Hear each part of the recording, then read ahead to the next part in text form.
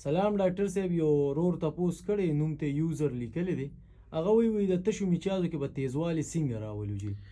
اسناد کله چې هم زموږ د تشو میچازو د سلووالي مسله وي نو پای کې یو وجه کېږي، یو نه بلکې څو وجې کېږي. یو وجه پای کې دا ده چې کله زموږ کډني فنکشن پراپر نه وي، ګردې هم پوره کار نه کوي، یا ګردو کې څه مسله راغلې وي، ابنارمیلیټیز راغلې وي، سی کې ډي وغیره ګردې فیل کېدل، د هغې وجه کېږي. د هغې نه علاوه یو بله وجه دا کېږي چې کله موږ ته یوریترل سټرکچر وي، د هغې د وجې نه هم زموږ د تشو میچازو سلووالی یا پرشر کې کمېدی راځي. د دې نه علاوه که پراسټټیک هایپرټرافي وي یا چاته مثانه کې غوښه شوې وي، د هغې د وجې نه هم د تشو میچازو رفتار دا سلو کېدی شي، سوس کېدی شي. د دې لپاره اول د ټولو نه مخکې خبره دا ده چې تاسو KUB سکین وکړئ، ورسره یورینري یو ټیسټ وکړئ، د هغې بیمارۍ وجه معلومه شي، نو بیا علاج ډېر انتهایي اسان وي.